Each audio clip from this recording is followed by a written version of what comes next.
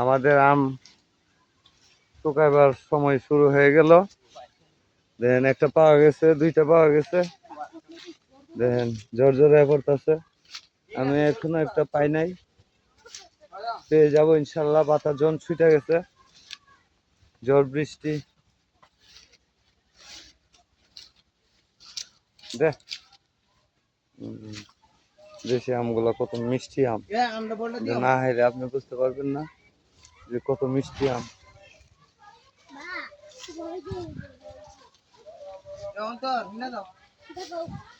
আমগুলো দেখছেন, এই যে মেঘ বৃষ্টি শুরু হবে ইনশাল্লাহ। এই জন্য আমরা সবাই এসে বলছি আম টুকাইতে। আম কুড়ানোটাই আলাদা একটা মজা।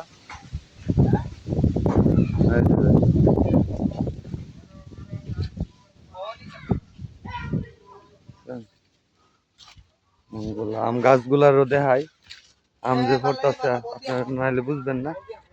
এই দেখেন আমাদের বাড়ির চারদিকেই শুধু আম গাছ, দেখছেন আম গাছগুলা দেখতেছেন, চারদিক দিয়ে শুধু আম গাছ। এগুলা সব আমার হাতে লাগানো। দেখেন এই দেখেন দেশি আমগুলো সুন্দর ভাবে, বুঝছেন। এই যে পাখিগুলা, এই দেখছেন পাখি, দেখেন শুধু আম আর আম। এই যে শুধু আম আর আম, দেখছেন। দেখেন প্রতিটা গাছই আমার হাতে লাগানো, দেখতেছেন।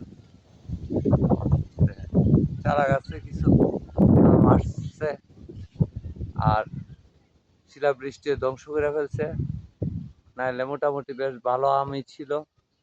আর যে সময় আমগুলা আসছিল, মুকুল আসছিল, মুকুল থেকে ফুটছিল, ফুইটা ভালোভাবে একটু বড় হয়েছিল, ওই সময় মেঘ বৃষ্টি একদম বন্ধ হয়ে গেছিল, আকাশে মেঘ বৃষ্টি ছিল না। এই জন্য আমগুলা ঝরে পড়ে গেছে, নাইলে অনেক আম ধরছিল আমাদের। দেখেন আবার কি করতেছেন, সবাই আমরা আম টুকাইতে ব্যস্ত। যাই হোক, এই যে আমাদের গরুর ফার্ম দেখছেন, আমাদের গরুর ফার্মটা কত লম্বা। ওই দেখেন আবার আম নেওয়ার জন্য ব্যাগ নিয়ে আইতাছে। ব্যাগ দিছে, হুন্ডে ব্যাগ দিছে। মাশাআল্লাহ মাশাআল্লাহ, আম ঠিকভাবে পাকছে না, পাইকা যাবে 2-4-5 দিনের ভিতরে ইনশাআল্লাহ।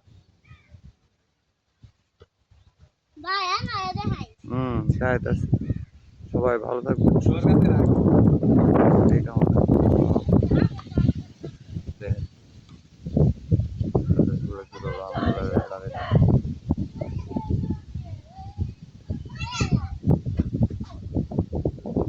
যাই হোক, সবাই ভালো থাকবেন, সুস্থ থাকবেন, এই কামনা করি। আসসালামু আলাইকুম।